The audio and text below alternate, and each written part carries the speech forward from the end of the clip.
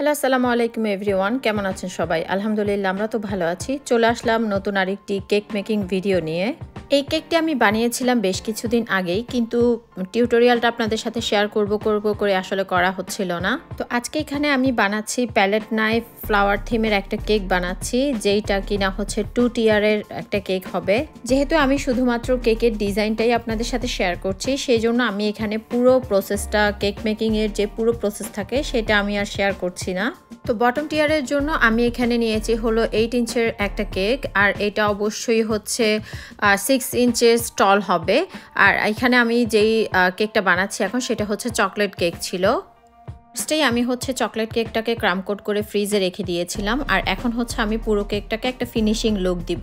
তো finishing look দেওয়ার জন্য আমি এখানে যে ক্রিমটা ইউজ করছি সেটা হচ্ছে butter cream, American butter cream যেটা, সেইটা। তো আমার কেকের যেই ফলোয়াররা আছে অনেকেই হচ্ছে আমার কেক মেকিং ভিডিও নিচে এসে কমেন্ট করেন বা আমাকে ইনবক্স করেন। অনেকে আমাকে ইনবক্স করেছেন যে হুইপ ক্রিম বা বাটার ক্রিমের রেসিপিটা আপনাদের সাথে শেয়ার করার জন্য, স্পেশালি হুইপ ক্রিমের রেসিপিটা শেয়ার করার জন্য। তো ভেরি সুন ইনশাল্লাহ আমি চেষ্টা করব আপনাদের সাথে আমার কেকের যে ক্রিমগুলো তার রেসিপি শেয়ার করার জন্য। তো সেই জন্য অবশ্যই কিন্তু আমার পেজটাকে লাইক দিয়ে ফলো করে আমার পেজের পাশেই থাকতে হবে। কথা বলতে বলতে অলমোস্ট কিন্তু আমার ফিনিশিং লুকটা চলে এসেছে। আমার কাছে মনে হয় যে কেক বানাতে বা ডিজাইন করতে যতটা না সময় লাগে তার চেয়ে বেশি সময় লাগে কেকের ফিনিশিং লুক দিতে। এটা আমি সব সময় বলি, আমার অনেক সময় লাগে কেকের ফিনিশিং লুক আনতে। আসলে এটা একটু ডিফিকাল্টিও হয়। তো যাই হোক, আমি হচ্ছে যে কেকটাকে ফিনিশিং লুক দিয়ে ফ্রিজে রেখে দিয়েছি। তারপরে আমি যেই কেকটা এখন ফিনিশিং লুক দিচ্ছি সেটা হচ্ছে টপ টিয়ার আর কি, কেকের যে টপে থাকবে সেইটা। আর এইটা হচ্ছে 6 ইঞ্চের মোল্ডে করা ছিল, আর অবশ্যই এটা কিন্তু 8 ইঞ্চেস লং হবে। তো আমি দুইটা কেকই কিন্তু একটু টল করার চেষ্টা করেছি, কারণ টল না হলে কেকের ডিজাইনগুলো আসলে দেখতে সুন্দর হয় না, স্পেশালি বাটার ক্রিমের যে কেকগুলো সেইগুলো। তো যাই হোক, এটাও কিন্তু আমি সুন্দর করে সাইড থেকে ফিনিশিং লুক করে দিব। তো আজকের যে কেকগুলোর ডিজাইন, আমি কিন্তু কেকের উপরের যে পার্টটা সেটা আনইভেন রাখবো, এটা কিন্তু ইভেনলি করব না। শুধুমাত্র কেকের সাইডে যে মানে পাশটা, কেকের সাইডটা হচ্ছে আমি ভালো করে একটা ফিনিশিং লুক দেওয়ার ট্রাই করব, শুধু উপরেরটা ফিনিশিং লুক আমি দিব না। তো অলরেডি দুইটা কেকেরই কিন্তু ফিনিশিং লুক হয়ে গিয়েছে। আমি এখন হচ্ছে ডেকোরেট করা শুরু করব। আর ডেকোরেট করার জন্য আমি যে ফ্লোরালগুলো করব আজকে কেকের মধ্যে, তার জন্য আমি এই দুইটা প্যালেট নাইফ ইউজ করছি। আর এই প্যালেট নাইফগুলো দিয়ে আমি হচ্ছে পুরো কেকটা ডেকোরেট করব। আমি ডিজাইন করার জন্য দুই ধরনের কালার নিয়েছি, একটা হচ্ছে পিঙ্ক কালার আর একটা হচ্ছে পার্পল কালার। তো ফার্স্টে আমি এখানে হচ্ছে যেই লং প্যালেটটা ছিল ওইটা দিয়ে এখানে ফ্লাওয়ার করে নিচ্ছি। দেখতেই পাচ্ছেন, এটা আসলে বুঝিয়ে বলা যায় না, এটা চোখের আন্দাজে আসলে করে নিতে হয়। আর এই ধরনের ফ্লোরাল কেকটা এখন অনেক বেশি ট্রেন্ডে চলতেছে, অনেক বেশি ট্রেন্ডি এই কেকটা। আর এত গর্জিয়াস লাগে এই কেকটা দেখতে যে কি বলবো। এই কেকের ফিনিশিং লুকটা যখন আমি কেকটা পুরোপুরি কমপ্লিট ডান করি, তখন মানে আমি নিজেই এই কেকের সৌন্দর্য দেখে পাগল হয়ে গিয়েছি। সবাই খুব পছন্দ করেছিল। যেই পার্টিতে আমি হচ্ছে কেকটা নিয়ে গিয়েছিলাম, ইভেন যার বার্থডেতে আমি এই কেকটা দিয়েছিলাম, তারা হচ্ছে যে অনেক বেশি পছন্দ করেছে এই কেকটা। এত গর্জিয়াস ছিল কেকটা দেখতে। তো যাই হোক, আমি হচ্ছে এখানে প্যালেট নাইফ দিয়ে কিছু বড় ফুল করছিলাম, আবার কিছু ছোট ফুল করছিলাম। তো যে ক্লায়েন্ট আমার থেকে কেকটা নিয়েছে সে বলে দিয়েছিল যেন পিঙ্ক অ্যান্ড হচ্ছে পার্পলের মধ্যে কেকটা আমি করি। তো সেই জন্য আমি পিঙ্ক অ্যান্ড পার্পলের একটা কম্বিনেশন রেখেছি পুরো ফ্লাওয়ারটার মধ্যেই। যে এইভাবেই করে কিন্তু আমি সবগুলো ফ্লাওয়ার কিন্তু করে নিচ্ছি কেকের মধ্যে। আর এখানে আমি আরেকটা প্যালেট নাইফ যেটা ইউজ করছি সেটা দিয়ে আমি হচ্ছে এই ধরনের একটা ডিজাইন করে নিচ্ছি। এটা কিন্তু ফ্লাওয়ারের মতো না, বাট এটা দিয়েও কিন্তু ফ্লাওয়ার শেপ করা যায়।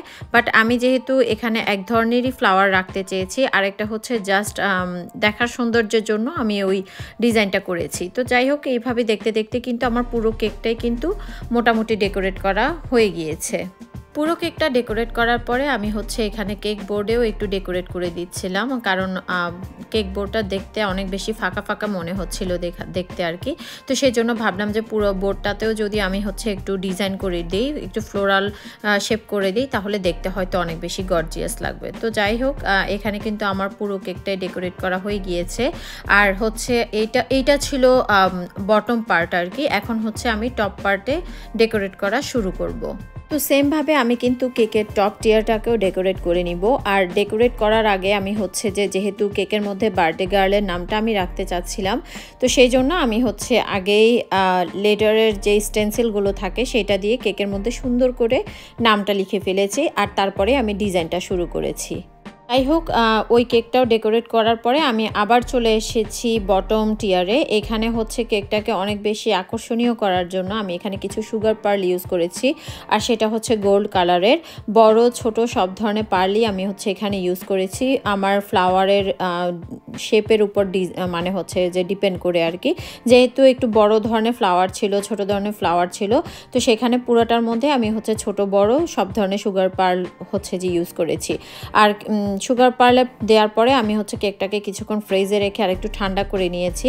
তারপরে আমি এখানে গোল্ডেন ডাস্ট দিয়ে পুরো কেকটাকে একটু হচ্ছে যে গোল্ডেন টাচ আপ করে নিয়েছি আর কি, যেন দেখতে কেকটাকে অনেক বেশি ক্লাসি লাগে, অনেক বেশি স্টাইলিশ লাগে সেই জন্য। আর এই যখন আমি এই গোল্ডেন ডাস্টটা ইউজ করি তখনই হচ্ছে যে কেকের ডিজাইনটা পুরোপুরিভাবে চেঞ্জ হয়ে গিয়েছে, মানে এত গর্জিয়াস লাগছিল কেকটা দেখতে। এই ধরনের ডিজাইনটা দিয়ে কিন্তু হচ্ছে যে আপনারা ওয়েডিং থিমের কেকও কিন্তু বানাতে পারেন, আর বার্থডে কেক তো করাই যাবে। সব ধরনের হচ্ছে যে অকেশনে আপনারা এই ধরনের ডিজাইনটা ইউজ করতে পারেন।